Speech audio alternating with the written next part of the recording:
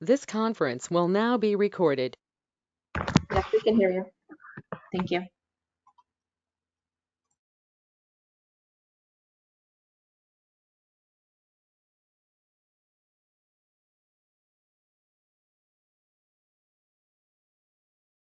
Do you want me to start, or Tracy, were you going to say something? No, please go ahead. Was that you, Russ? Sorry for the morning coordination fumbles, but thank you everyone for being on. Russ, you can get started. We're looking forward to your updates. Okay. Well, I don't know if it's one you want to be looking forward to. Well, relative. Not going to be a lot of good news to share here in the update, but we'll start to run through things, and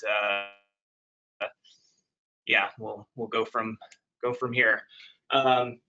So I'll start out with the kind of usual water year to date through the end of July, but I won't spend a whole lot of time on this because what's happened so far in August is probably the more pressing topic of conversation. So in any case, we'll dive right in. There's a pretty amazing photo from a couple weekends ago from when the Williams Fork fire was first getting going in the mountains. So if we go back to so these will be numbers through the end of July, and again, as we'll see, some of this is already outdated in some ways, but this goes through the end of July. July itself was above average in terms of temperature, and then so you can see kind of on the right there the rankings of the months in the water year thus far. October was extremely cold, but everything else since then has been pretty much above average, with May and June being much above average. For the water year to date, we're in the top 20 warmest water years up to through the end of July, and then calendar year quite a bit above average through July. And just keep in mind as we go through all of this, these sort of official numbers all get updated at the end of a month. Or a few days after the new month starts, and so these will likely all look much worse once we have August complete. We'll go through August so far here in a few. Precipitation, July, again, it was kind of a mix. Statewide average was near average, but some places were reasonably wet, and then many places were quite dry. We'll look at that in a second.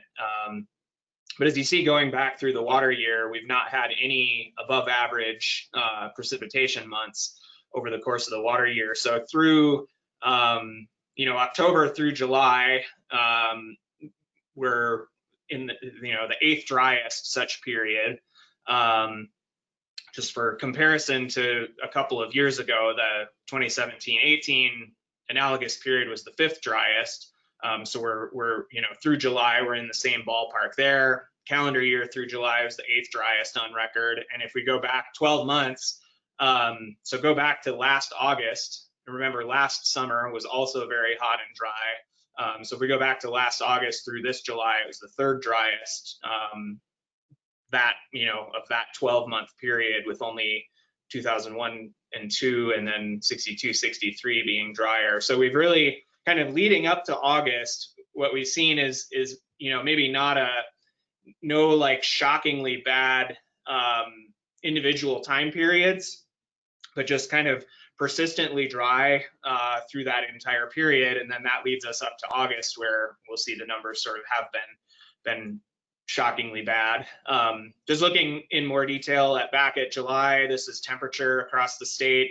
Above average almost everywhere, some places much above normal in that orange color.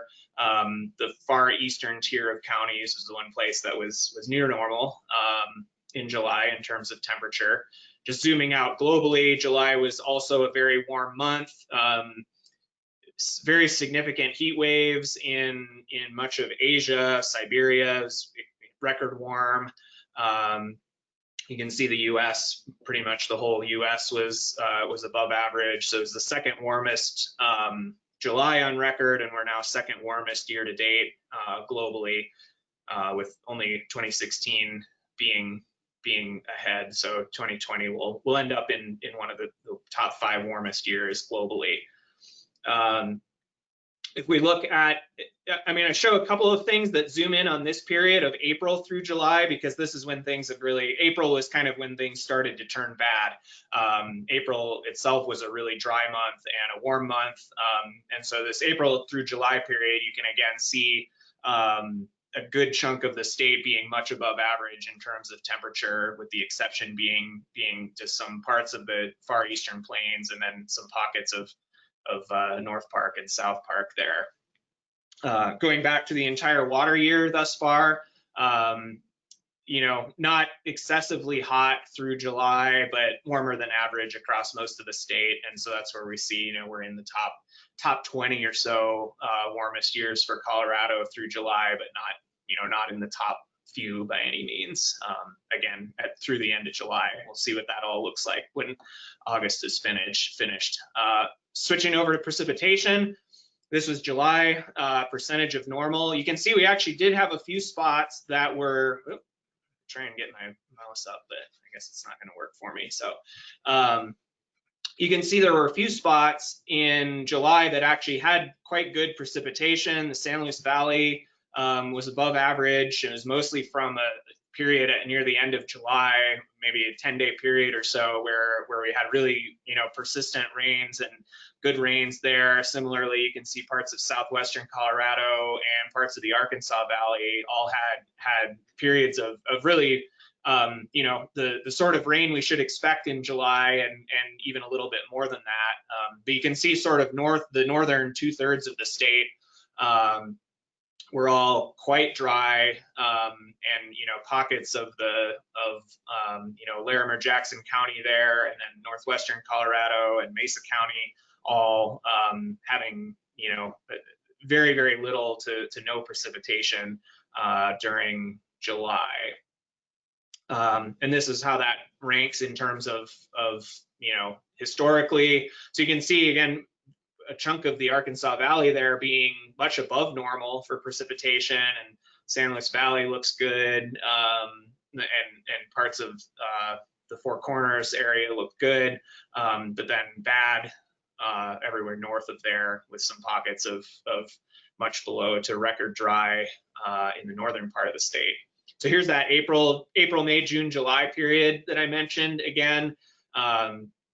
So this looks really bad statewide, and this is kind of what led us into what we're seeing now in August, where we had 4 months that were dry almost everywhere, and very dry in a whole lot of places. There's not much to be upbeat about on this particular map, other than like the Rocky Ford area got a few local downpours in that period, and that's about it. So here's what that looks like. This is the full water year through the end of July. The northern mountains did pretty well over the winter, and so that's where you see the greens there, and down through Summit County and down into Lake and Park did okay over the winter. So these numbers look okay in those areas, and then bad everywhere surrounding it. And there's what that looks like historically. So again, much below average water year to date through July in all but kind of that north central part of the state.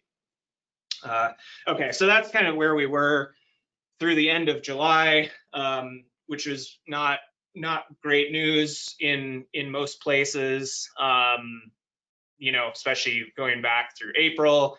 And then we turn to August, and everything gets much worse. I think as we'll kind of walk through here, it's not that much of a hyperbole to say that August will go down as one of the most extreme summer months for Western Colorado. Everything we look at is really, it's not good for August. So Western Colorado, we expect the monsoon to get started. August being kind of the peak month for that across much of the western slope, and especially southwestern Colorado. And once again, we've not really seen that. And in a related manner, it's been very hot. So here's temperature departure from normal for August so far through a couple of days ago. And you can see it's warmer than average basically everywhere except for maybe a couple pockets up in North Park there. But also pay attention to the color scale here. This is, you know, there's a lot of that orange 4 to 6 degrees above average and some pockets of 6+ degrees above average. And in the fall or winter, those sorts of numbers wouldn't be that remarkable because the variability is so much greater, but having 4 to 6 to 8 degrees above average temperature in the summer is quite remarkable, and so that's a big departure from average in the summertime. And we can see that if we look at kind of where some of the longer term stations rank in terms of temperature for August so far. And so you can see, so basically the ones on here where it's the warmest on record through, well, a couple of days ago, but yesterday was hot again. So it certainly didn't change this trend much. So you can see Grand Junction, Denver, Colorado Springs, Trinidad, all warmest on record for August to date. Alamosa, Pueblo in the top 10, Lyman warmest or second warmest, depending on which station you look at. So, so very warm across the state. You can see Cheyenne there, Wyoming warmest to date in August. And if we zoom out to the west, this is not a localized thing. Essentially, the entire west or southwest, I guess, is at record hot for August so far.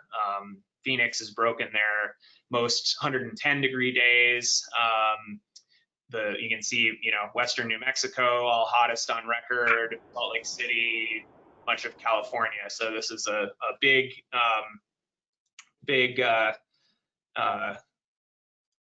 anomaly of a, you know, a heat wave essentially for the whole month over much of the Southwest. And then so what's kind of been driving this is we've been sitting really for the entire month of August, we've been sitting under this region of high pressure that hasn't moved. This is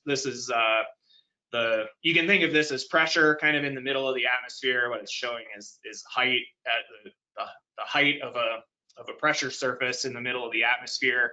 When you see a 600 values, this is from the 18th, so but it illustrates what's going on. When you see 600 on this map, that's very unusual to see values that high, and so the red here is sort of where the pressure has been very high across the West, and that correlates to dry conditions and very hot conditions when you see patterns like this. And this is essentially what we've seen for the entirety of August up to this point. I mean, with the day that I picked out here was maybe the most extreme day, but the maps kind of have looked like this for a good chunk of the month. So temperature wise, Alamosa had broke their monthly record for August, 92 on the 19th. They've set or tied high temperature records on 10 of 23 days so far in August. You might remember back in the spring, they also set a whole bunch of high temperature records, and there were actually some issues with the thermometer then. It was warm, but maybe not quite as warm, but those have been fixed. So these numbers match up with other surrounding stations. It's been the daytime highs have been very, very high in the San Luis Valley. Grand Junction tied their monthly record twice. They've set or tied daily high temperature records 6 days in August, and their second most August 100-degree days. Denver has second most 90-degree days now for the summer, and Fort Collins is fourth most. So it's, you know, pretty impressive for August, and not really in a good way unless you really like all this heat and smoke.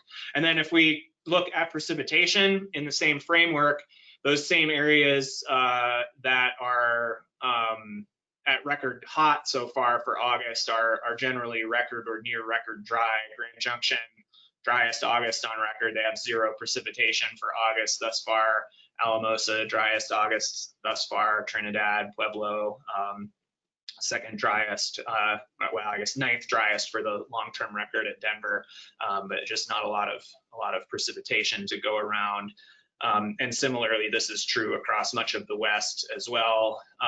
Lots of places with their driest August on record. California is a little misleading here because it doesn't usually rain much in August anyway. So there's lots of years that would be the no precipitation and the first driest. But in any case, not a good scene across the West where, you know, the monsoon is supposed to be active at this time and really hasn't been. Zooming in then on Colorado in more detail, month to date precipitation. Everywhere west of the divide essentially has been extremely dry. A few pockets that have had some decent rain in August so far. Colorado Springs area and eastward from there have actually had some okay storms, you know, some spotty storms down in southeast Colorado and in parts of the eastern plains. So a few places that have gotten some okay precipitation in August, but a lot of places really dry. And again, keep in mind, this is supposed to be a wet time of the year for much of especially the Four Corners region and much of the western slope should be getting, you know, a decent amount of pretty regular precipitation in August. And this is kind of fed back on, you know, these two things are linked also because we would expect, you know, most days in August, even if it's not raining on the western slope, you should have plenty of clouds and, you know, and that helps keep the temperature down and helps keep the evapotranspiration down. But when we're sitting under this high pressure so intense, you don't get those afternoon clouds, and so then that easily lets the temperatures rise up into the upper 90s and hundreds when we don't normally expect that in August in some of those spots. This is from our COAGMET stations. This is the number of days in a row with less than 1/4 inch of rain. Look good anywhere. I guess Pagosa had a shower yesterday, so they got reset back to 0 here. But this is pretty bad across really a big chunk of the state. Here in Fort Collins, we haven't had a good those, you know, the 79 and 85 there at the stations in Fort Collins. Our last decent rain here was on the 9th of June. You can see North Park, similarly around the same time, early June was the last 1/4 inch rainstorm. And then if you look in the Grand Junction area there at Orchard Mesa and Delta and Olathe, Montrose, Hotchkiss, you know, that's over 3 months since they've had a decent rain there. Again, June is usually dry there, but July and August, we should not go July and August without at least one rainstorm in those areas.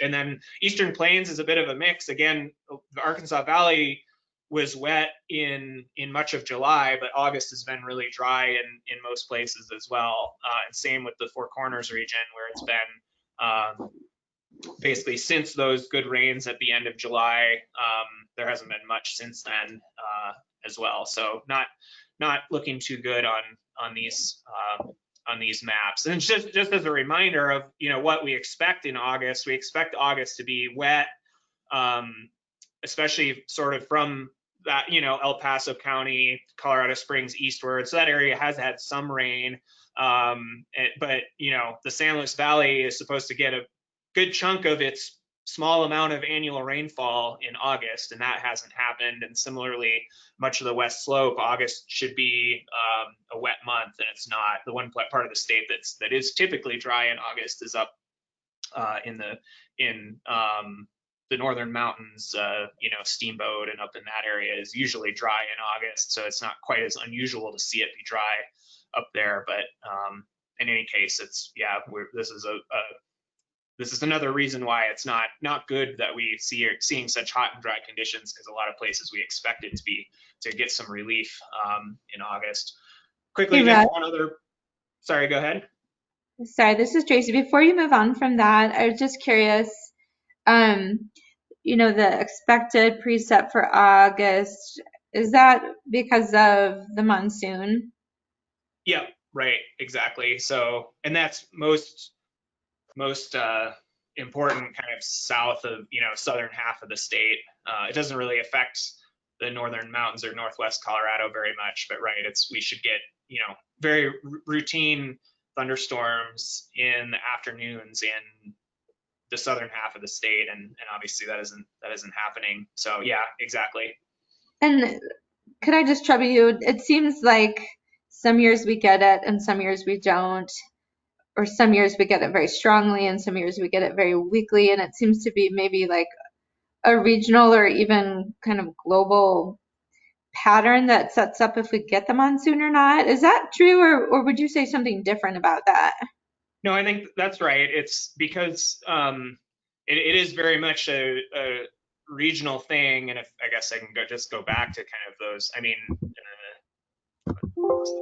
sorry, like this one. I mean, when it's so what kind of the monsoon itself is basically just a big flow pattern that we get in the summer that brings. So we do expect a high pressure to set up over the west, and what happens then is it brings moisture both from the Gulf of Mexico and from the Pacific up into, I mean, especially into like Phoenix, Tucson, and New Mexico, but a lot of that moisture then makes it up into western Colorado as well.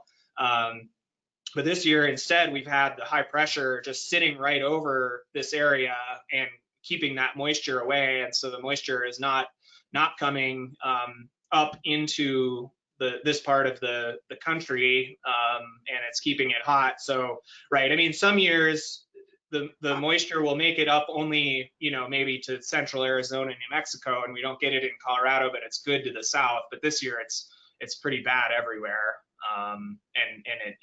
Right, it's yeah. So the pattern this summer, and frankly the last couple of summers as well, is just not been in our favor. Okay, thank you for that. I've got a bit more on some of that a little bit later on too, just kind of what we've seen in recent years as far as that goes. Thank you. That helps. Does that answer your question, or? Yeah, it does. Thank you very much. Yeah. Let's see. So just look here quickly at one other metric that we use to look at just precipitation, which is SPI, or standardized precipitation index. This is basically how unusual the precipitation accumulation has been over a particular time period. So greens are where it's been, greens into purples are where it's been much wetter than average, yellows to those dark browns are where it's much drier than average. So this is for 30 days going back to late July. Most places have been dry, as you can see here. Maybe not quite as extreme over the last 30 days there, but when we start kind of rolling this back to longer periods of time, so here's 60 days, this goes back to late June, and this is where you see going 2 months without rain in the summer in northern Colorado or western Colorado is just not the sort of thing that we generally see. So all of those dark brown dots there are extremely dry. Like in the lowest, in a lot of places, it's the driest such period that we have records for. Or in some others it might be the second driest, but in any case, it's very dry there.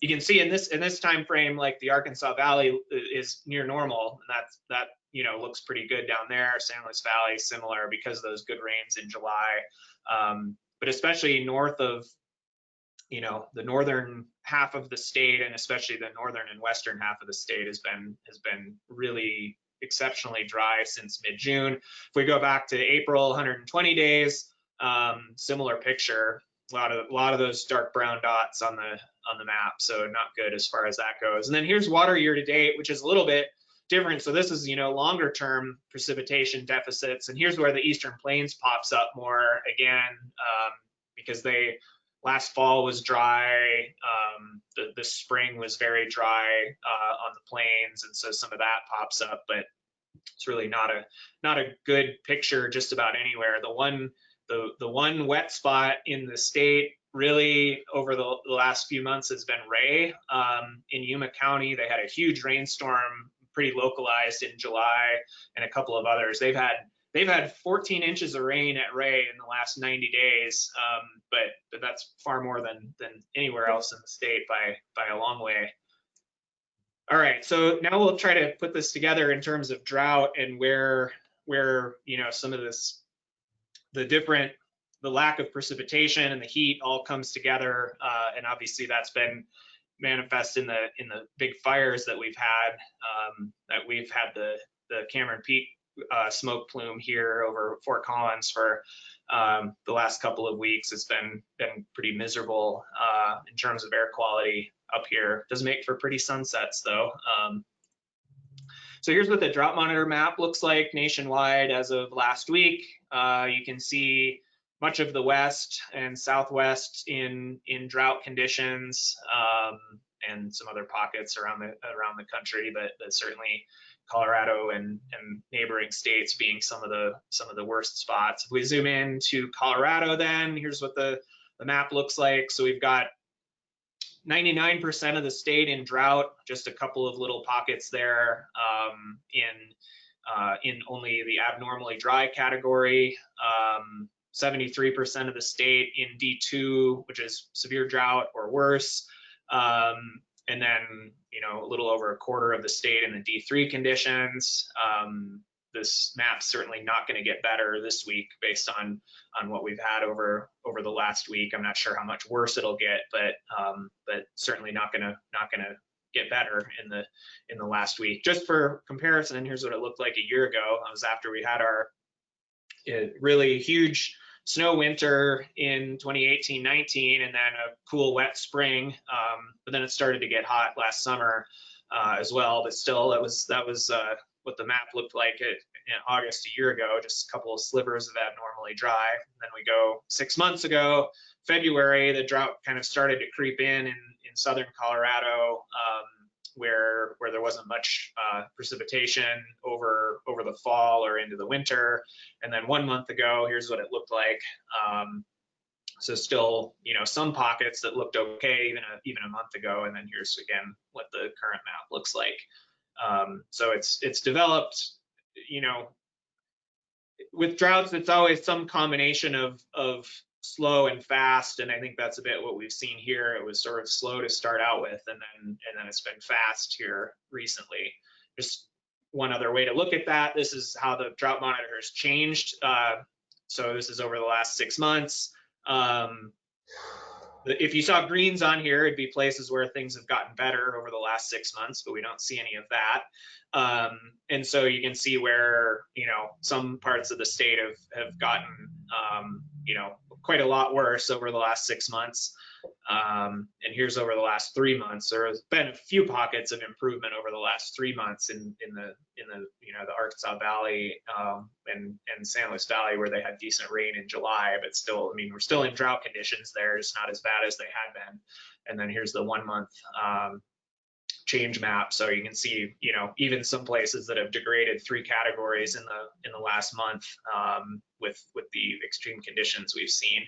And here's, here's the time series, kind of going back to the start of the drought monitor in when it started in 2000. This is the percent of the state that's been in drought. And so you can see, obviously, those ones we always talk about, 2002, 2012 into 2013, and then 2018, and then that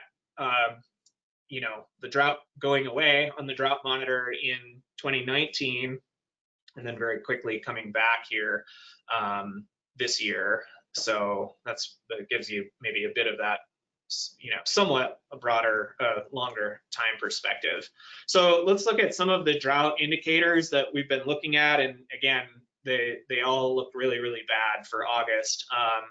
This is NOAA's evaporative demand drought index, or EDDI. So this looks at evaporative demand, how thirsty the atmosphere is effectively, and puts it in context of past time periods.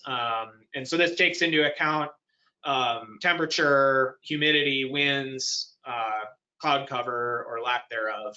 And this is for the last 3 weeks. And so basically going back to the beginning of August, and you can see essentially the entire western half of the state, this is at record levels of evaporative demand. So that combination of being hot and dry and windy and not cloudy makes it, huge stresses on vegetation and water supply and everything and you can see it's really across much of the West, at least over the last few weeks. So you can see that, the red color is still really bad, and that's, all of Arizona and much of New Mexico, and then the western half of Colorado and a lot of other places in that dark brown. And so again, the actual values of evaporative demand maybe aren't at record levels, but this is very unusual for August, because this is when we expect the monsoon moisture to come in. And again, even if it's not raining, it should be cloudy, it should be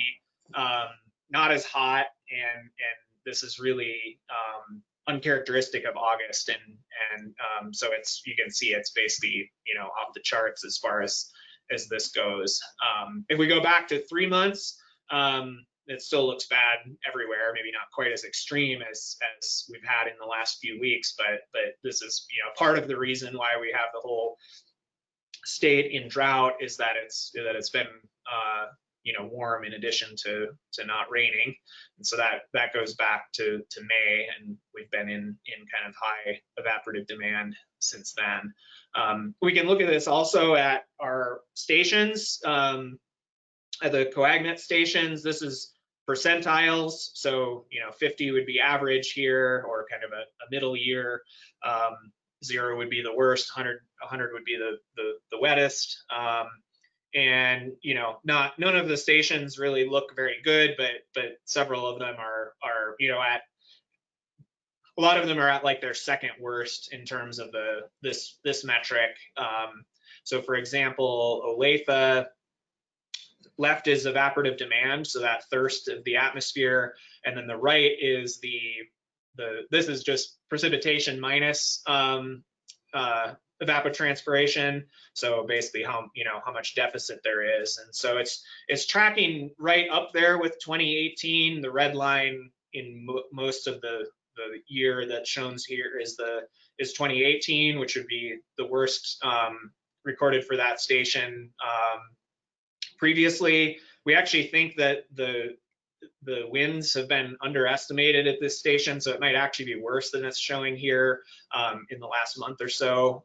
But in any case, it's pretty bad there. If we look on the Eastern Plains, so here's Lamar, not quite as bad there, above average evaporative demand for the summer, for the growing season thus far. Again, really just that, you can see that little dip kind of in late July where it got cooler and rainier has really been the only saving grace there. And so it's, below average, but not quite as extreme in southeastern Colorado as we see there. And if you're interested in other stations, we've got some other ones on our website. This is maybe a bit more of a kind of weather nerd statistic to look at, but I think it's illuminating as well. This is what's called precipitable water. So this is how much moisture there is through the depth of the atmosphere. And this is this is measured with weather balloons, and this is from Grand Junction. So this is historically what we expect, an average of 15 to 20 millimeters, so a little bit less than an inch of water vapor through the atmosphere. So this is August historically, and then here's what it's been this month is just really, really dry. We've had no days, no measurements of above average moisture for August. So it's it really is quite extreme in terms of the lack of moisture for even clouds, let alone precipitation on the western slope. And this then has turned into bad soil moisture conditions as well. This is those products that Peter showed last time through the middle of August. So the actual values of plant available water on the left, but then kind of the drought category for that on the right. And you can see again, pretty much everywhere west of the divide and some parts of the Front Range are at record at least for as long as we have records for this sort of product, which goes back like to the late 70s. So those dark red colors in terms of soil moisture, that dark brown color in terms of soil moisture is worse than some of our recent droughts when you look at it, when that dark brown shows up there. And so this is then the deeper soil moisture going down to a meter, and you can see some differences in the locations that pop up, but pretty bad conditions over broad swath of the state. So again, not good there. And this is just another way of looking at soil moisture. This is from the GRACE satellite that kind of measures what's happening on the Earth's surface, and you can derive a soil moisture measurement from that. And again, this is as of last week, but most of the western part of the state is basically at its record lack of soil moisture for this time of year. As far as those records go back as well. And then obviously things are bad with the vegetation when there's no soil moisture and it's hot and dry. Yeah. Sorry to interrupt again. Could you just briefly go back to the soil moisture? You were showing the 10, was it the original 10 centimeter? And so when you say drought category, this is like D0 through D4. Is that what you mean by drought category?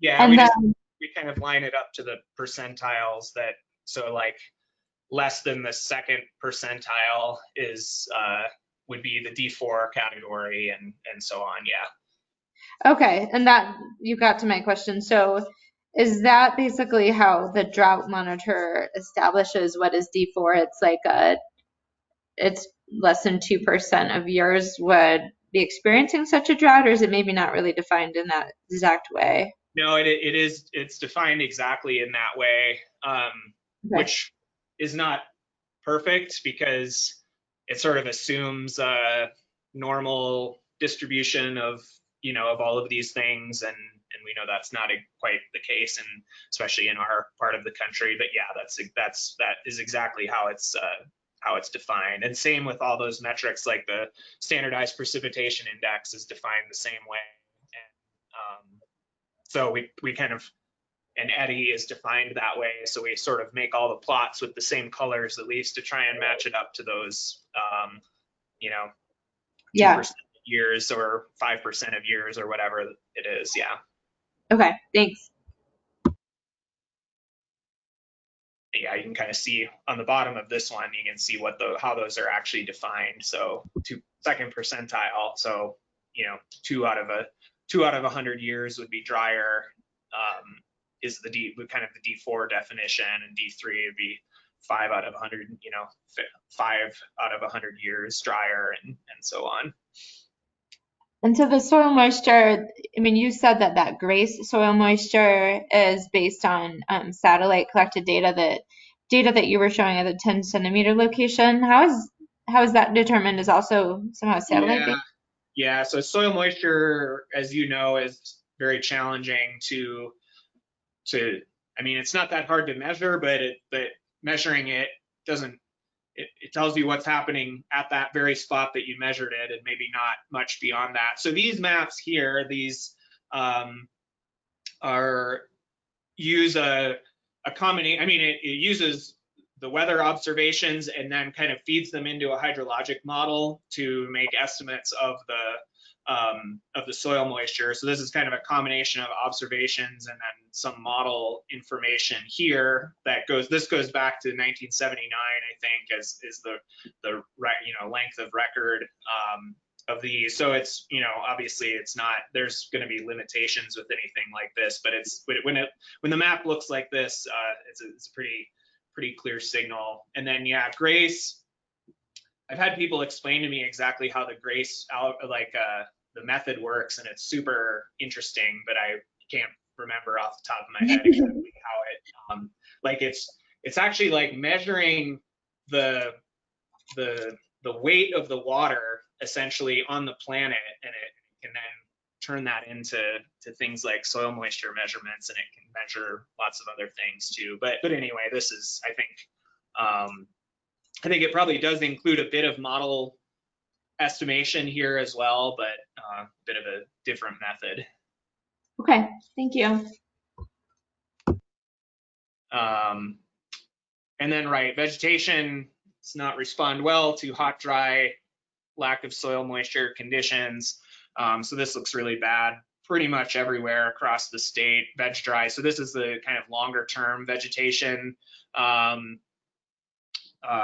metric, and you can see it's just not, you know, it's really bad pretty much everywhere. And I think, you know, everybody who's been around any part of the state lately has probably noticed things dry out. And then of course this is all played into 4 big fires that we've all become familiar with. And this is, again, not typical for August. This is the kind of time series of when we've observed large fires before, that June to early July time period where we expect the mountains to be dry, is when we've seen most of those big fires in the past. And then the monsoon is supposed to start, and that comes down. And so it's very unusual to see big fires start in August, with the exception of maybe far northwestern Colorado. But we've seen these 4 kind of roughly in this time period on the graph. So again, not good. Megan had asked kind of a little bit of comparison between some of the other droughts recently in the last couple of decades. So this may or may not be the most illustrative way of looking at it, but I've just picked out summer temperature here. So June, July, August temperature anomalies for those for 2002, 2012, 2018. And 2002 and 2012 were really, in terms of being hot, those were the 2 summers that were extremely hot. 2018 was also hot in spots on the western slope, but not quite as widespread as what we had in 02 and 2012. And then this is percentage of normal precipitation in the summer, again, 2002, 2012, 2018. 2018 wasn't quite as much of a summer drought. It was the extreme lack of snow the previous winter, and then it fed into the summer. I mean, the summer was hot and dry, but not like off the charts hot and dry. So it was kind of maybe a bit longer term build up there.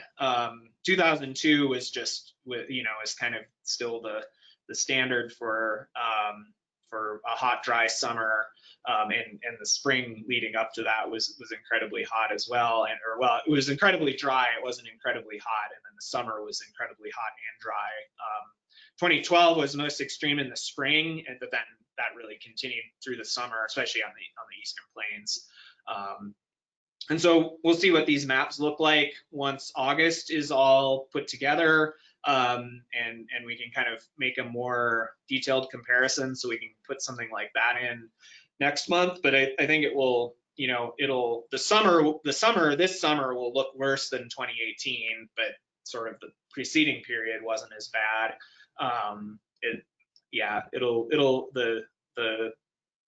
In terms of precipitation, though, it's up there with these really dry summers that we've had recently. And then just to look at this in a kind of coming back to Tracy's question earlier about the monsoon and you know, or lack thereof, this is a time series of the standardized precipitation index for Western Colorado. So this is the climate division. That's basically everything that drains into the Colorado River eventually. So it's almost all of Western Colorado.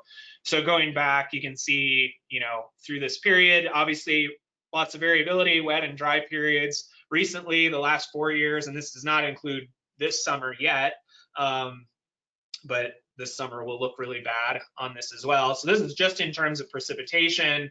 So you can see it's been dry since 2000, essentially, with a couple of wet years mixed in there. Like 2015 was a good wet year across most of the state. But then I think what sort of drives this home in terms of the combination of the heat and the lack of precipitation is if we look at an analogous product that also accounts for the temperature.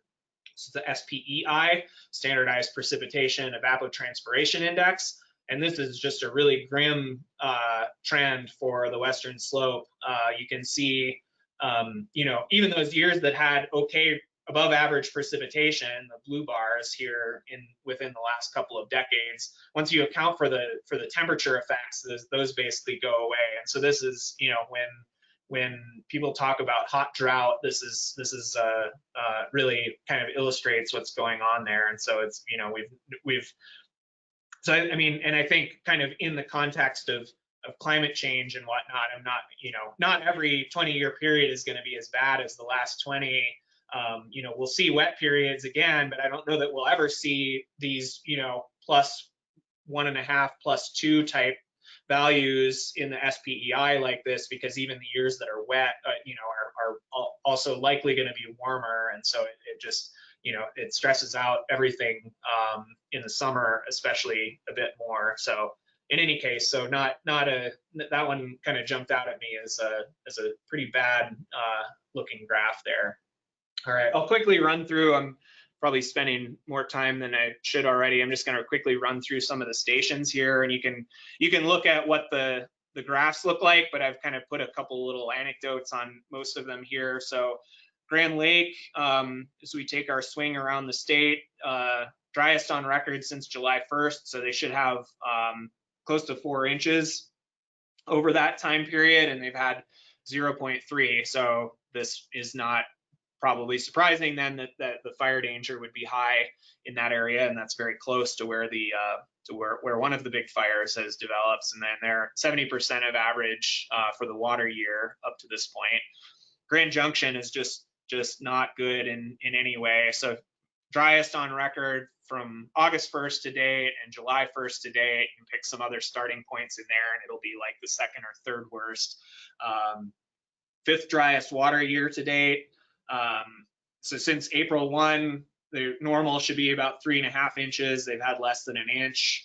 It has not rained yet in August, which is quite unusual. Well, there's no record of going through August 24th without rain at Grand Junction. So so just very bad in that area. Montrose, they don't update their data quite as quickly. So this only goes through August 3rd, but it's pretty bad there. And the airport hasn't had any precip in August. So I think it's probably safe to say that they're continuing on a flat track and being on track for one of the driest water years on record there. Mesa Verde, you can see that spike in July. That was a good help there, but they're still at 4th driest to date in terms of the water year. So 2002, 1951, 2018 are the only ones that are drier through this point. Alamosa, it's dry always there, but even much drier than average. So 9th driest water year to date. They've only had 1/100 of an inch of rain so far in August, when it's supposed to be the wet time of year there. So not good there. Pueblo, you see on these charts when the long-term average, the gray dash line, like it doesn't even show up on the graph. That's not a good sign. So 4th driest water year to date at Pueblo, and 2nd driest on record since April 1st. Again, this is supposed to be you know, the wet time of year there, and they've missed out. Walsh, far southeastern Colorado, 62% of average. It's not quite as bad, the rankings there, as some of the other locations, but still not good. Burlington, above normal since June 1st, one of the wetter parts of the spots in the state, but still only 81% of average for the water year. Akron, I was looking at the data here. I think they are missing some data from August. They actually have had some rain in the Akron area. Joel can tell us about that, but it's still it's maybe not quite as bad as this, but it's still really bad in that area. In Akron, and then Boulder, even at Boulder, that set a record for snowfall accumulation this winter, is now below normal for the water year. And they're 3rd driest on record since July 1st for Boulder.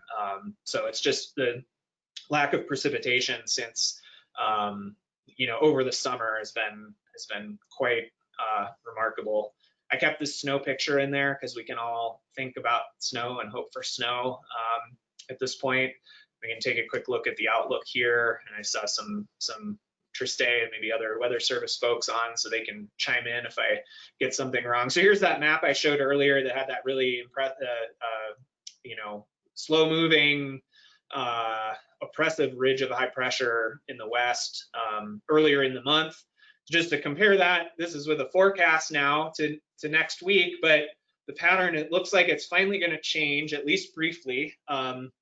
Maybe an actual cold front around somewhere around the 1st of September, about a week from now. So we have that modest bit of relief to look forward to. Here's a 7-day precipitation forecast. I guess I thought I updated this for this morning's, but it doesn't look much different. So a little bit of good news there in that the rain chances in the mountains should pick back up later this week and into next week. So it's not going to be just super dry everywhere, but not a drought buster by any means either. Just a more normal summertime sort of situation where, you know, you'll have spotty thunderstorms, and some places will get them and some places won't. But I guess we have to be happy with that for this summer. And then looking out to next week, and so this is September 1st through 7th. Next week, you can see the below normal temperatures coming in, which is that with that cold front that will come through sometime early next week. So that's good, but it's not going to bring a lot of precipitation with it. It's not going to be a really wet system that comes through. Mostly it'll just finally cool things down and maybe blow the smoke out to somewhere else for a while.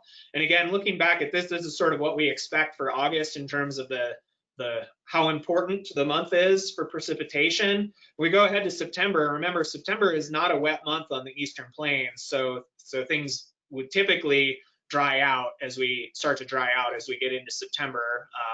Can't really dry out from nothing that we've had here, but again, the chances of getting widespread relief are not very high on the Eastern Plains.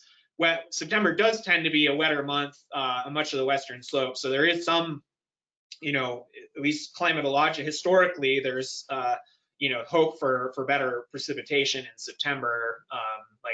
I think Grand Junction, September is the wettest month of the year on average, and some other places. So we can at least be a bit hopeful for some relief in that part of the state. Looking back, so now taking a look at outlook. So this is what the outlook for the summer looked like that was issued in May, just to see how the forecasters did. And this one, this outlook for temperature is pretty much right on. Very, very high confidence in warmer than average conditions across the West. And that is very much what has happened. And so that in terms of the temperature, I think that outlook worked out quite accurately for the West. Precipitation, you know, confidence in summer precipitation forecasting is always difficult, but at least I think most places is in the right direction in the West of being, you know, tilted towards dry conditions. So they did all right with the summer outlook this year. So now looking at the actual outlook going forward, this is for September. Continued tilt towards warmer than average conditions in the West. So, you know, not a great sign there. And similarly, precipitation expected to be drier than, you know, at least tilt towards drier than average conditions across pretty much all of Colorado for September. Again, this is probably more meaningful on the Western slope. The Eastern Colorado is already generally pretty dry in September, so being drier than average maybe isn't that big of a deal, but on the Western slope, we expect September to be wetter, and you know, so if that comes to pass, that's not a great sign. And these outlooks kind of look the same out through the fall, so warmer than average through the fall, and especially in Western Colorado, and tilt toward drier than average conditions across the state into the fall. And they kind of look like this out into, even through the winter and into next spring. And part of this is because La Nina looks like it's going to set in. So 60% chance of La Nina developing this fall and likely to extend through the winter. La Nina winters tend to be snowy to the north and less snowy to the south. Of course, there's always a lot of uncertainty as far as these seasonal forecasts, so it's not something to totally hang our hats on, but still it's not really what we like to see going into the winter after a dry summer. And so, yeah, then that lines up pretty well with the CPC outlooks through next spring. The combination of a La Nina signal plus the climate change signal on there, it shows warmer than average conditions being likely through next spring, and especially in the southern half of the state. So to wrap up all of the bad news from today, since April, we've been anomalously warm and dry, development and expansion of drought across the state. August has been exceptionally hot and dry, especially in western Colorado and across the west. 99% of the state in drought, 73% in D2 or worse. 4 big fires, not at the time of year we would expect them. Some very minor relief in the near term, at least from the heat. And we don't have a lot of promise with the long-term outlooks either. So I've gone on far longer than I should have, but certainly happy to take questions now, or we can wait till later or whatever. Any questions for Russ?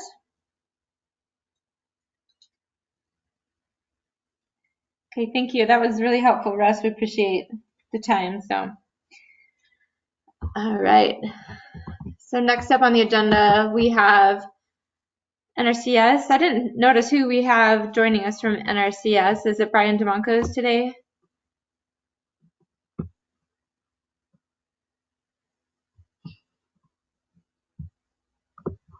Do I need to unshare here, maybe? All right. Tracy, this is Triste. I just had a quick follow-up to the great presentation that Russ did. Great. Please go ahead, Triste. Let's see. I just wanted to say with those WPC outlooks, I know people have been saying when's the it looked like the monsoon moisture had arrived, at least briefly here for the next, maybe 5 days. It really hasn't. Those precip amounts each day are pretty light. In a lot of cases, we're running 100th to a 10th, or maybe sometimes a 10th to 2500ths. We may get up to a half an inch, and like Russ says, a lot of times it's with thunderstorms, so you could see isolated bigger amounts. May help tamp down the wildfires a little bit. That's the good news.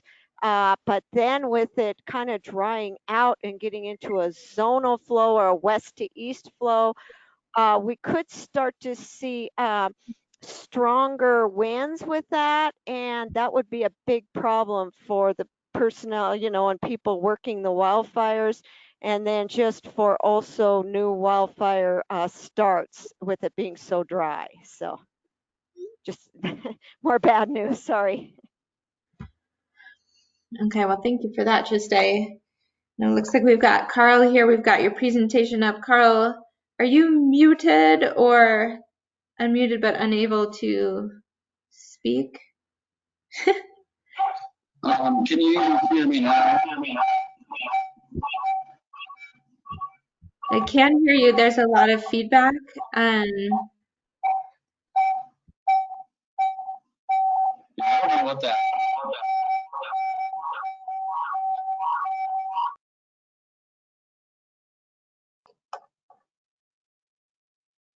Want to try that again, Carl?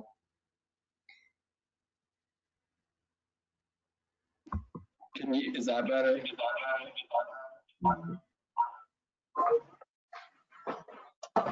Ooh, a lot of echo there. Can you all hear me now? That sounded better.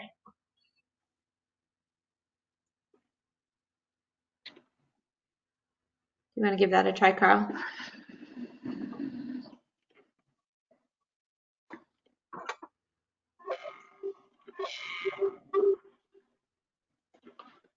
I'm sorry, can you all hear me now?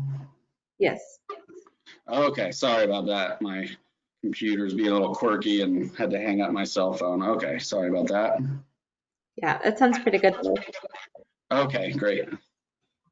Yeah, so we'll kind of do the usual, but run through, look at stuff more on a river basin scale, and more specifically at what's been going on in the mountains. But after Russ's presentation, I don't think you guys will encounter any huge surprises. We really haven't seen, with just really very little monsoonal flow coming in at all, we really haven't seen any additional precipitation at our higher elevation snow-tell stations. But I'll just get started and go ahead and run through the state.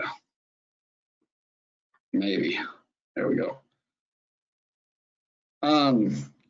So a couple notes on these graphs.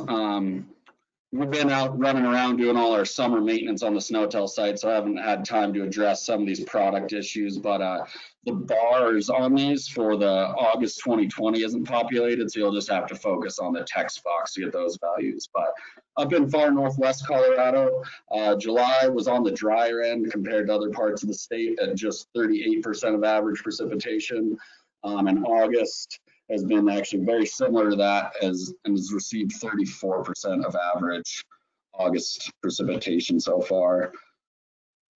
You can see there's a couple outliers in here, but anytime you see these larger numbers, that's actually just an artifact of snow-tell maintenance that was done last week, and unfortunately we haven't had time to go and correct those in the database. So aside from those outliers that still need to be adjusted, very, very dry. A couple sites in that 30% range, perhaps, but overall very, very dry at all of our mountain stations.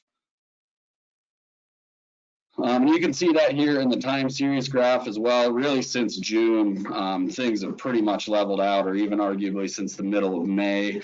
On a water year basis, it's still at 87% of normal precipitation. So you can see it was pretty near normal precipitation in that basin up until the beginning of May, and it's kind of steadily leveled off since then. Looking at reservoir storage, above average storage looks like maybe a little less than 110% of normal. And we'll see this, it's a pretty stark difference in reservoir storage across the northern half of the state versus the southern half, but that is certainly good news for the folks up there as of now. So moving just to the south into the Colorado River Basin. July had a little bit more precipitation, but then, as I'm sure we're all aware, August has taken a pretty sharp shift. So July was at 48% of average. August to date has been a very meager, just 9% of average mountain precipitation. You can see here on a station-by-station basis, and really on all of these, you're going to see a lot of 0% where they've really received pretty much no measurable precipitation. And really only a handful above 20% in there as well. So really extremely dry across the entire Colorado River Basin here within the state. Quite similar to the Yampa, had pretty near normal precipitation throughout winter and into the springtime, but ever since May, things have substantially slowed down, leaving us at 84% of average water year-to-date precipitation. Reservoir storage, again, the northern half of the state is doing a little better. It looks like about 105% of average and maybe a little over 90% of capacity in a lot of those major reservoirs. So despite the recent dryness, that is encouraging as we inch closer to winter and the following season. Looking at our time series here, we can see throughout the water year, there's an increase kind of throughout the winter and then steadily back down. But again, you can see it's largely been at above average storage in the upper Colorado over the last year and a half or so. Over into the South Platte, where many of us are now, had pretty good July precipitation. As Russ touched on, southern Colorado actually did quite a bit better during July, but Compared to right now, it was okay at 60% of average. Then August so far has just been a meager 17% of average. So very, very minimal precipitation across the mountains of the South Platte. Looking station by station here, really the vast majority of these are under that 20% range. Again, this one outlier, I believe that's probably due to our site maintenance and we need to go back and do some adjustments in our database, but several 0% in there, quite a few even under 10%. So really, really minimal measurable precipitation. And again, we can see that in our time series here. There was a little blip in late July, which is probably where really a majority of that came from. And then it's essentially dried out from there with probably just maybe some isolated storms here and there, but very little to speak of. Reservoir storage is doing pretty good in the South Platte, barely above average values, which isn't necessarily a bad thing, about 70% of total capacity across the entire basin. Here in our long-term time series, we can see a huge spike from runoff 2 winters ago, and then it's and that was actually some of the highest reservoir storage we've seen since the early 90s at that point, but has dropped back off to near normal values. So it is a huge decrease, but still sitting near average isn't a terrible thing at this time of year. So now heading back more towards western Colorado, into some of the areas that have been even drier as of recently. The good news is it was wetter compared to the north during July. So in the Gunnison, they had 74% of average precipitation, but the faucet pretty much turned off and now it's down to 13% of average here as we sit fairly close to the end of August. I'm not sure that there's not much station data pulling up on this one. And my apologies, I didn't have time to really dig into some of these quirks we've been encountering. I think a lot of it from working remotely, but you can certainly picture what's going on there with the basin-wide value being just 13% of average. Pretty minimal accumulations over the last 3.5 weeks. Yeah, and with that recent station data having gone down, I don't have the exact water year-to-date value here, but we will loop around and get that exact number at the end. But again, as Russ mentioned, some of those areas of southern Colorado did get some increases throughout the latter half of July, and it's then pretty much been extremely dry since then. Getting into the areas where reservoir storage has dropped quite a bit more. In the Gunnison, it's just barely over 80% of average now and probably about 70% of capacity. And obviously the biggest in the state here, Blue Mesa, is down to a little bit less than 80% of average. And we can really see that drop throughout the latter half of the water year. There's just a brief increase during the snow melt period, it looks like, and has just been on a steady decline throughout the last several months at this point.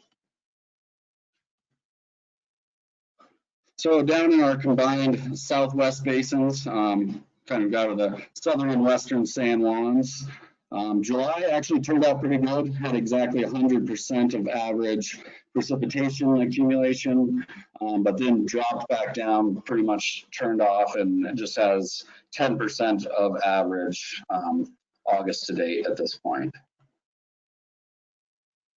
We can see this again, station by station.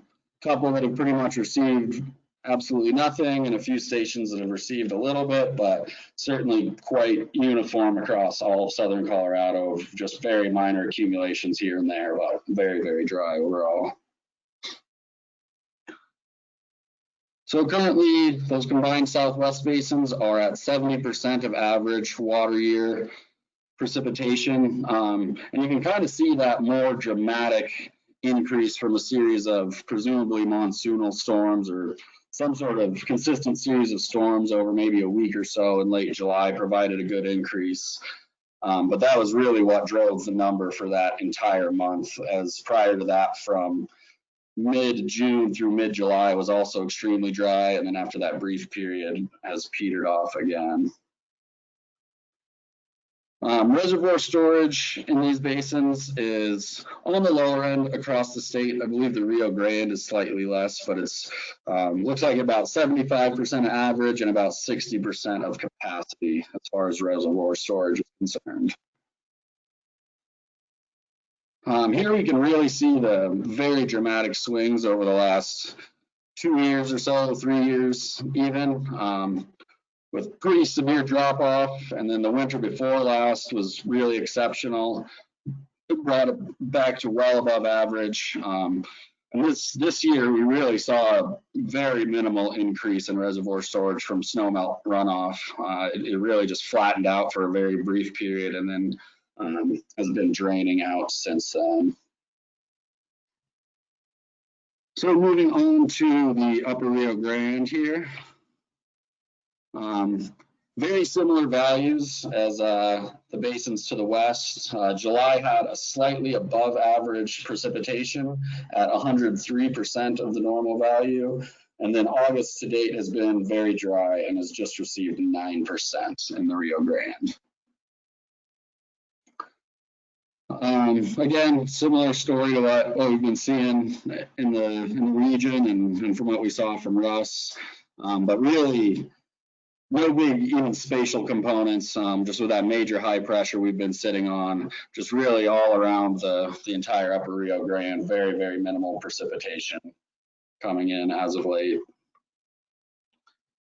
So from a water year basis, I believe this is one of the drier. I think this has actually been the driest basin in the state. Currently sitting at just 63% of average precipitation since October 1st of last year. And again, a lot of that increase is just coming from that late July storm system. And where even looking back to the beginning of April has been pretty consistently below normal accumulations, with the exception of that just couple weeks there in mid to late July. So reservoir storage did show a slight increase over the last month, I believe, which is the only basin in the state, but it still is also holding the lowest values relative to normal. So I believe it's around 62 or 63% of average storage in the Rio Grande, and just 20% of capacity is filled up at this point. And here we can, similar to other patterns, we saw a big increase from a couple of years ago, and then throughout the latter water year, last year and this current water year, pretty steady decreases and really no signal from the spring snowmelt. And again, you can see on the very bottom right there's a slight increase over the last month, which is a good thing, but they still do not have ideal storage right now. So moving on to our final major basin, over in the Arkansas. Again, very, very similar patterns and pretty stark differences south to north across the state. So they got 94% of average July precipitation. August to date has been a little bit better than our combined southwest basins in the Rio Grande, but still very, very dry overall, receiving just 20% of average over the last 3.5 weeks. Again, looking at individual stations, there's a couple that are slightly better than we saw in other areas, 35 and 43% of average, but there's also several zeros and some lower ones there. But again, I think we've kind of beat the point to death that it's been pretty uniformly very, very dry across the state, and we've been seeing those same patterns in our higher mountains as well. So all of that has left us at currently 70% of average water year to date precipitation in the Arkansas. And again, southern Colorado saw that increase throughout mid-July, and has really just dried out pretty substantially ever since then. Looking at our reservoir storage, in a similar range to our other southern Colorado basins, it looks like about 75% of average storage, and maybe a little less than 30% of total capacity is full at this point. And we can see it's very similar to the Rio Grande throughout this past water year, pretty steady decreases, really minimal impact increases from our spring snowmelt season, and not as dramatic declines as we've seen in other areas, but definitely a slow and steady drop in storage across the Arkansas Basin. So I'll just do kind of a roundabout statewide here, look at some of the totals, even though July was a bit more variable, and August has been a little more uniformly dry, but we'll see what has been going on. Average across the entire state for July received 75% of the normal precipitation values. But here you can really see how uniformly dry it is across all of our 100+ SNOTEL sites in the state. They've received just 17% of average August precipitation so far. And this is another quite telling chart here. Looking at our individual sites, and this is the month to date, so this is just our August precipitation, but very, very low, and you can see where that 17% comes from, but it is quite interesting. Usually we'd see at least a bit more variability north to south or east to west, but really, really just dry across all of our major mountain ranges that are monitored. So for the entire water year, currently at 79% of average accumulated precipitation. And you can see kind of some of those differences regionally or basin by basin are buffered out, and it's a little bit of a smoother line here. But in general, pretty continuously below normal precipitation certainly since the beginning of June, with the exception of those few series of storms in mid to late July. So here you can see this is the map of our water year precipitation. Again, pretty strong south to north trend, with southern Colorado being notably drier, in the range of 90% across all of northern Colorado, 84% in the upper Colorado. Then with the Rio Grande coming in on the low end with just the 63% of average water year precipitation. Even more stark differences basin by basin when looking at the reservoir storage here, where all of our major northern basins are holding above average, near to above average storage, and then a pretty big jump down from 101% in the South Platte all the way down to just 82% in the Gunnison. And then again with the Rio Grande sitting by a considerable margin the lowest in the state with just 63% of average storage right now. Here we can see our time series. Most of the basins across the state have seen a fairly steady drop. The exception of the Colorado gained for the first maybe 6 months or so, and then has been dropping. And again, the Rio Grande, you can see, did have a slight increase over just the past month, which is a good thing, but they are unfortunately still kind of at the bottom of the barrel. Looking at our longer time series going back to 1992, again, we can see pretty considerable increases from the previous water year, and then really since October 1st, more or less steady declines in statewide reservoir storage. There is just that small blip that occurred early in the year during the snowmelt runoff season, but again has continued to decline below normal values since then. And all of that kind of naturally leads into our surface water supply index. And I didn't add in the full time series of these here, but I think everyone at this point can kind of picture how it's just been dropping, and pretty much uniformly negative SWASI values across the state, with a couple slight exceptions there, but just another way to kind of paint the picture of what we've been looking at with precipitation and some of the drought indices that Russ showed as well. So that kind of sums it up. Probably don't really need to beat this to death, but yeah, the big story is just kind of the extreme statewide dryness since the beginning of August. Reservoir storage, as we just mentioned, is continually dropped throughout the water year, and particularly throughout the latter half of the water year across the state, with a couple just small exceptions. Still good, very near normal levels in northern Colorado, which is good, but things have continued to dry out in the south. And I believe Russ mentioned this as well, but one challenge of the persistent dryness in the fall, which we also observed last year, is that if we go into the winter season with very dry soil moisture conditions, that can also have a pretty considerable impact on stream flows next summer.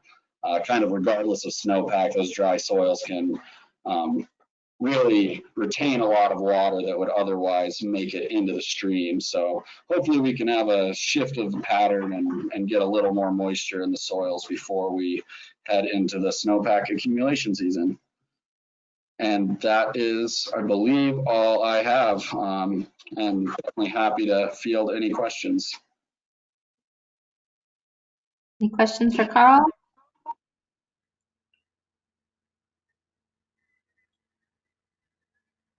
Okay, thanks a lot, Carl. I think next up on our agenda should be the discussion of drought plan activation update, I believe, that we moved to the end. Is that how you want to proceed, Megan? Or do you want to do impact task forces and then the drought activation?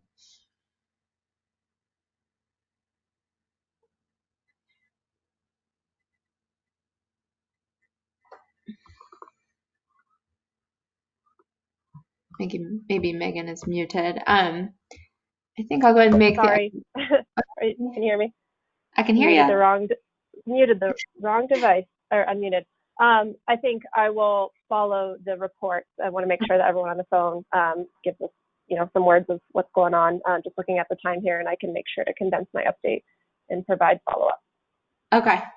Yeah, that's great. That makes sense. Let's see, if we could start with the municipal water providers, and that would be a good place to begin. Rather than calling on you guys individually, could I just trouble you to do your best to go one by one?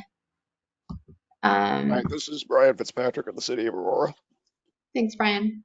Our usage for the irrigation season is up by 17% over average for the last 5 years. Did you say 17? 17%, yeah, increase. We've Was that had no measurable. Can you hear me? I can. I apologize. I just wanted to ask, was your figure of 17%, was that year to date? Actually, irrigation season that we consider May 1st through day before yesterday. Thank you. Our storage has, over the last 30 days, has declined by 11,000 acre feet, and our average for that time period is 5,600. So just about double, although we're still at 80% of average storage capacity, which is about normal for us for this time of year. Okay. Thank you.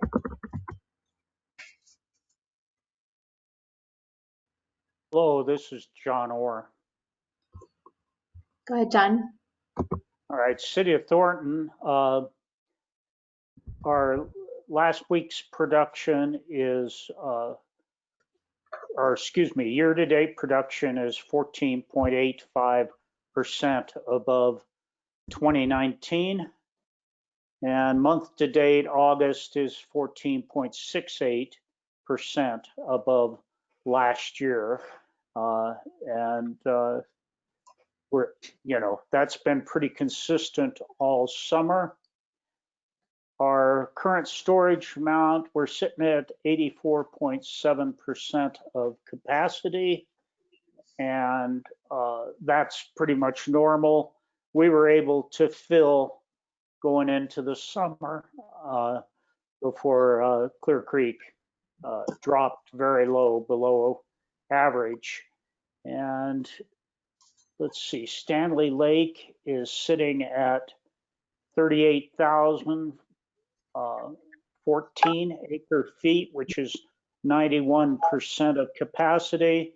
And Clear Creek is not, like I say, flows have dropped at the Golden Gauge well below average. So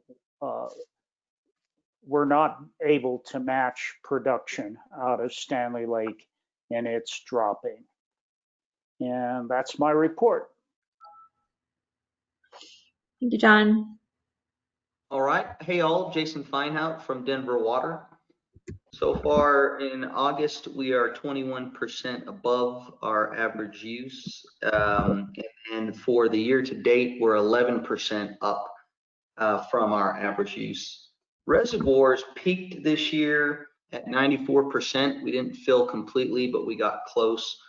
Currently, we're sitting at 91% of our reservoir capacity, and our historical median for this time of year is 93%. So we're lower but close. I'm sorry, did you say 93% of average? Correct, yeah. Our current is 91% and historical median is 93%. I see, thank you. This is Swithin with Centennial Water. Our current reservoir storage is 67% of capacity. That's about 80% of where we're normally at this time of year. Our demands have been high since May. They've been running about 10% above projected amounts for May, June, and July. So far in August, we're 22% above what we normally do. And we are pumping our well field at the maximum capacity we can. It doesn't having concerns for next year, but I think we'll be fine this year. And the stream flows in the Upper South Platte are running about a third of what they normally do at this time.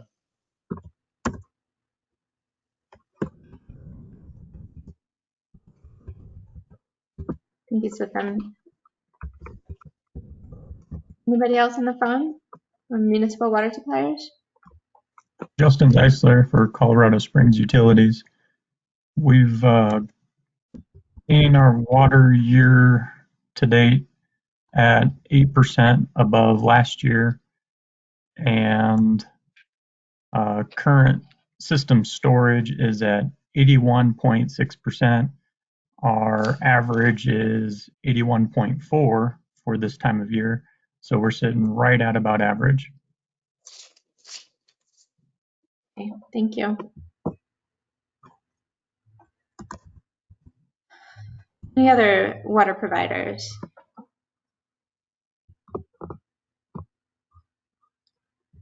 I believe we have Rob Harris from Parks and Wildlife.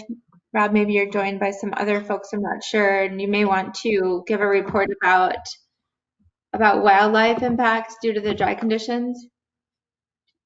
Yeah, sure thing. I mean, our 4 regions around the state are following, quite a wide range of impacts. Top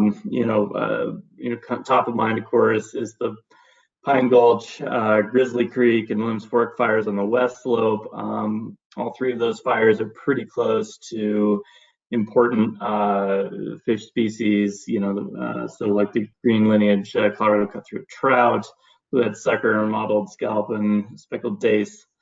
And so, we're tracking impacts to those watersheds very closely. And working with BLM and the Forest Service, considering things like salvage operations, trying to make sure that we keep as many of those populations going as we can. Let's see, relatedly, particularly in the southern half of the state, I would say we're looking at a lot of voluntary fishing closures as well.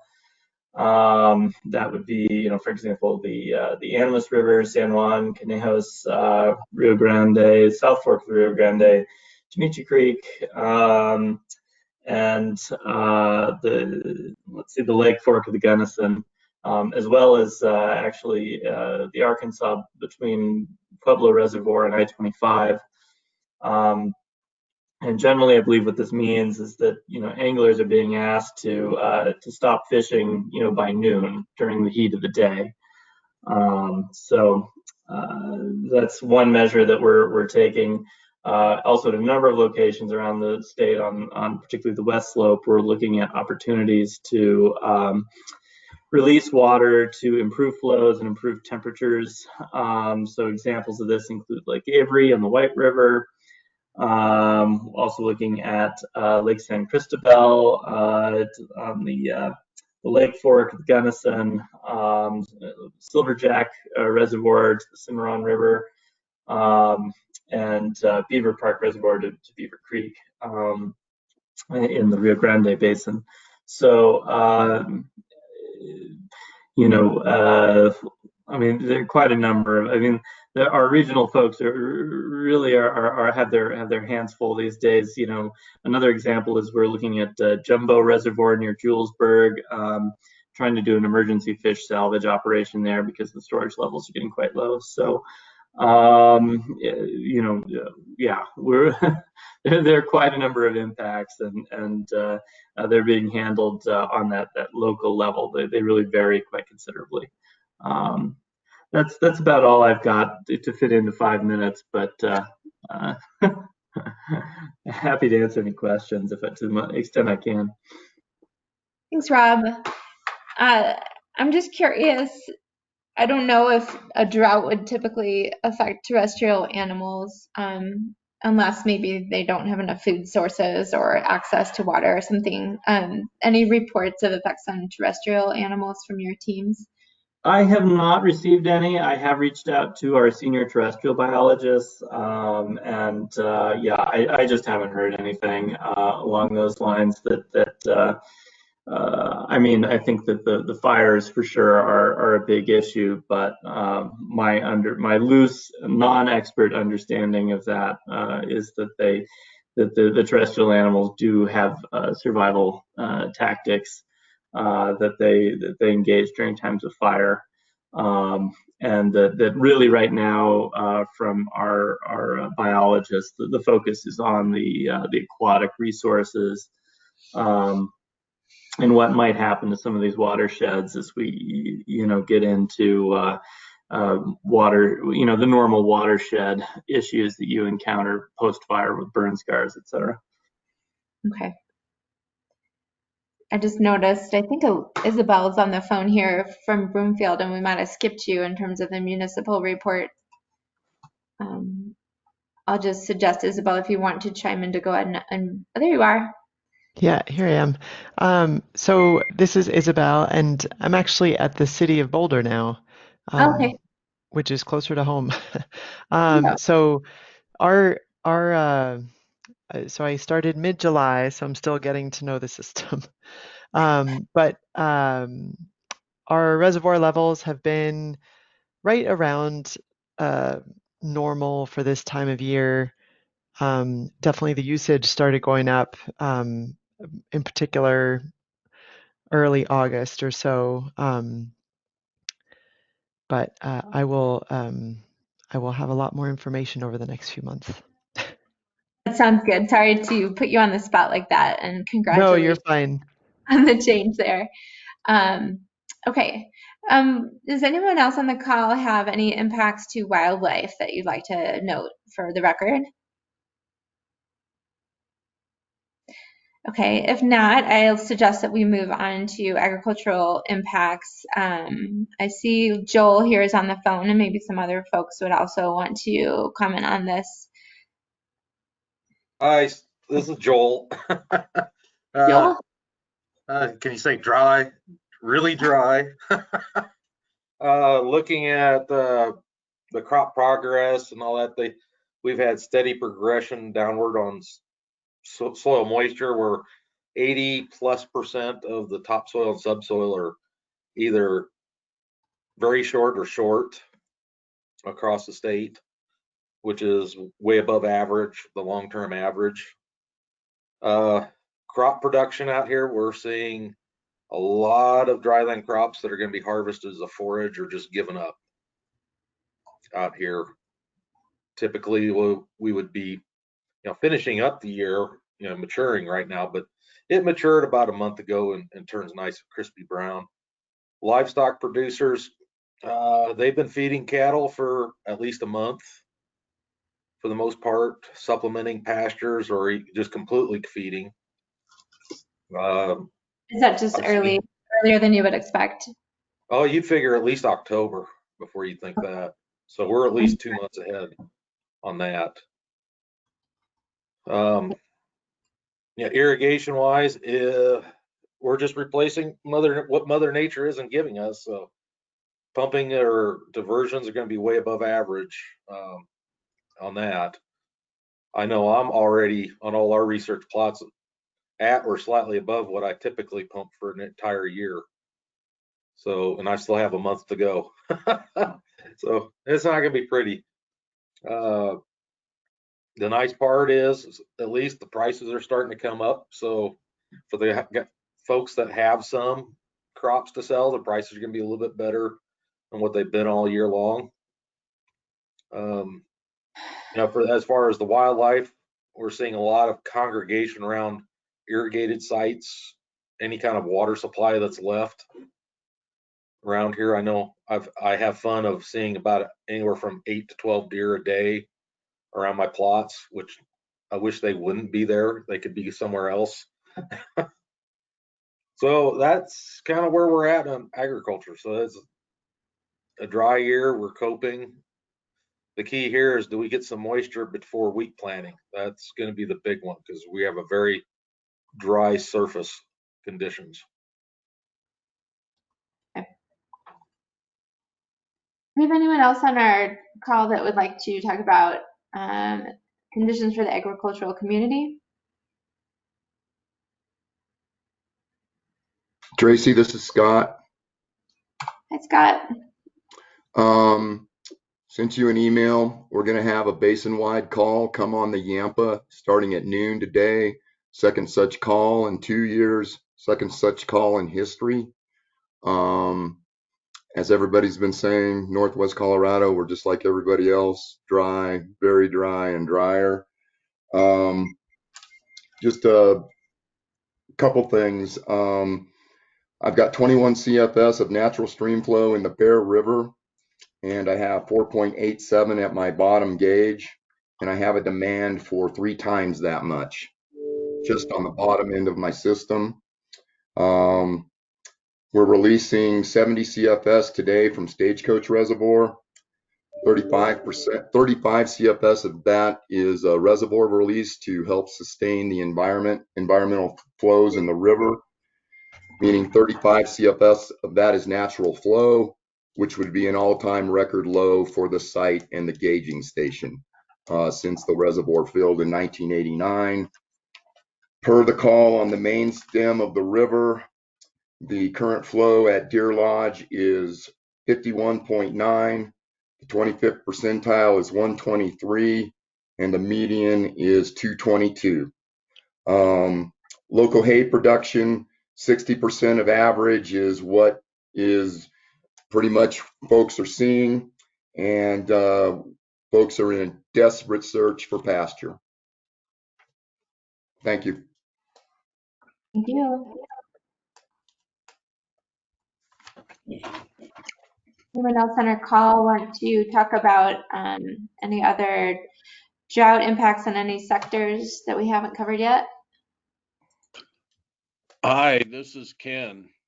I'll just reiterate, it is for agricultural here in the Southwest. Same issues, dry spring, cut yields back on first cuttings. Couldn't put enough water on if you had it. And we will pretty much empty the reservoirs of active capacity on the Dolores from Groundhog down through McPhee. Will be out of active storage. The good carryover is the only thing that gave us about an 85% supply, but the lack of monsoons has definitely been felt, and the only upside was mentioned. Looks like prices may have solidified a little bit higher. And fishing's on restriction already with all the warmer temperatures in the high mountain streams and the San Juans. Thank you. We appreciate getting the reports from areas of the state outside of the metro area, and so thank you for contributing. Appreciate that. Any other input from anybody?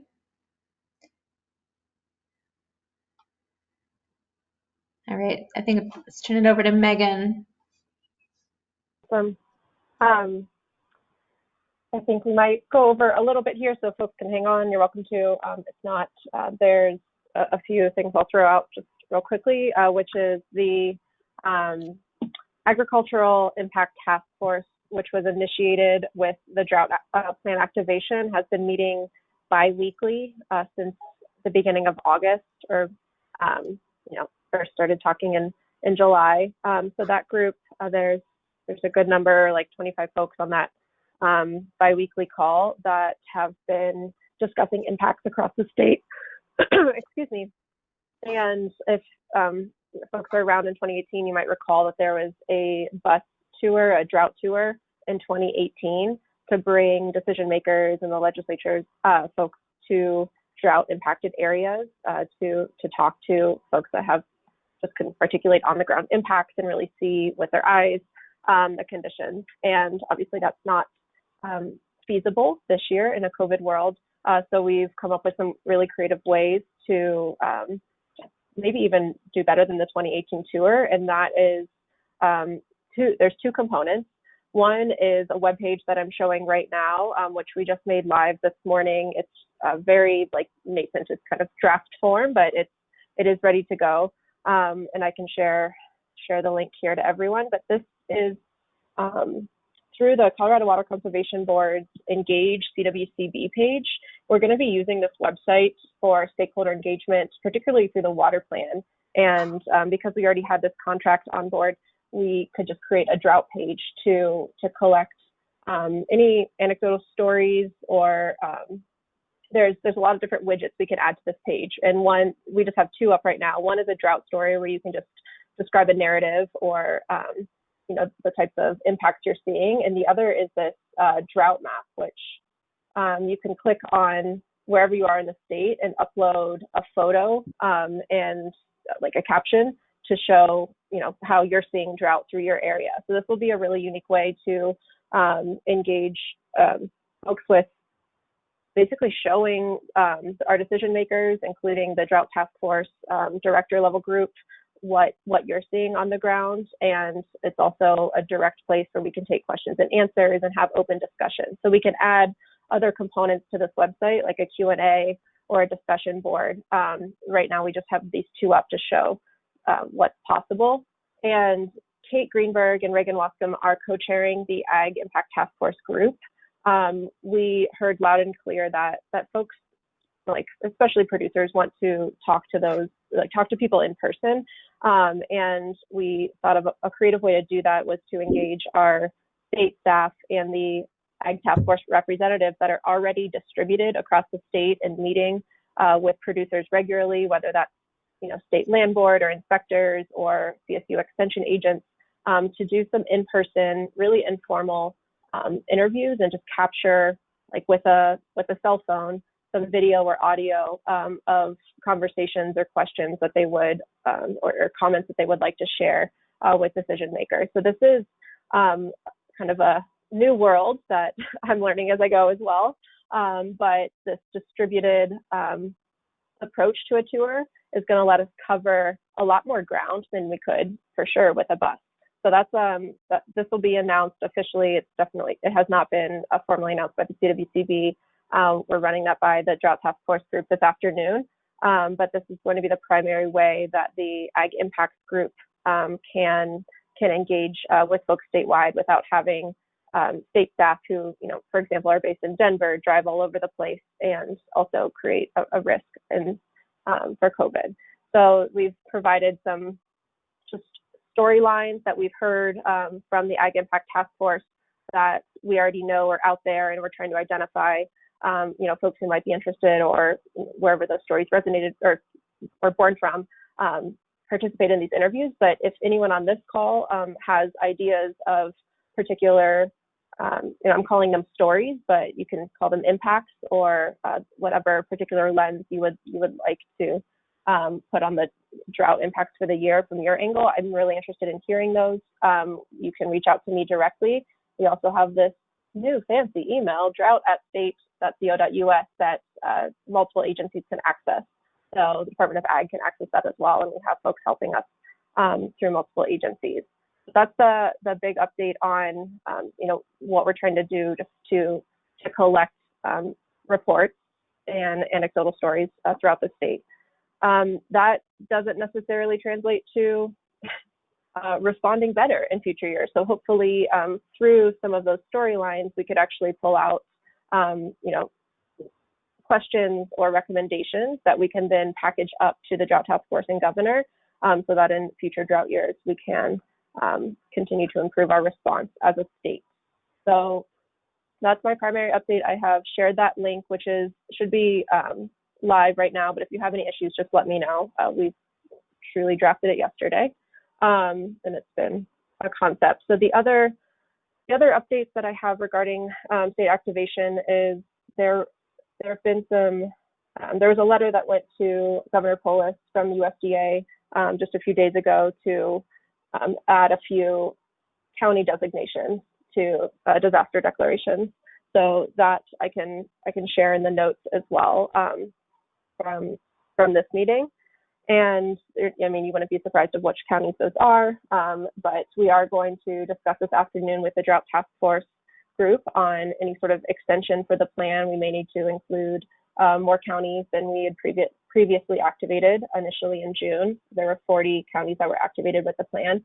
And we'll also discuss the benefits or the potential of activating other drought sectors if necessary. So right now we only have the Agricultural Impact Task Force activated, and that group is a powerhouse and has been really engaged. And we're not quite sure that any other task forces are necessary right now, but just want to make sure we have that open discussion.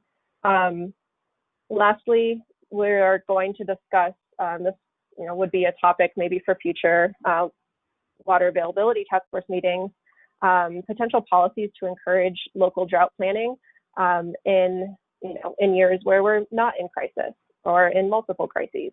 And one way that we've thought of initiating, support from state staff side is if there are certain entities that seek emergency funding in years of drought, such as this year, that perhaps that could trigger some sort of support for a localized or even private plan for those, whether it's water providers, small water providers, or even just producers in their own business, any kind of support that we could provide, knowing that these patterns are going to continue. And we want to make sure those who are impacted earliest, especially those who have less resources to move around during drought years, have the kind of support they need to make a plan for the future years. Those are kind of my primary updates. I'm happy to take any questions. I just want to thank everyone on the phone for your updates, Ross and Carl, and everyone who provided your water provider updates. All of that information is being diligently logged and reported to all those who need to hear it. So thank you.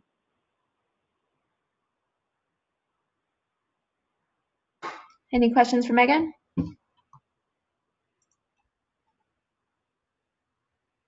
All right, well, with that, I'll just say thank you very much for your time and attention. Our next meeting is September 22nd at 9:30. So hope to see you all then after it's rained a lot, but very slowly and steadily for Kevin Hauk.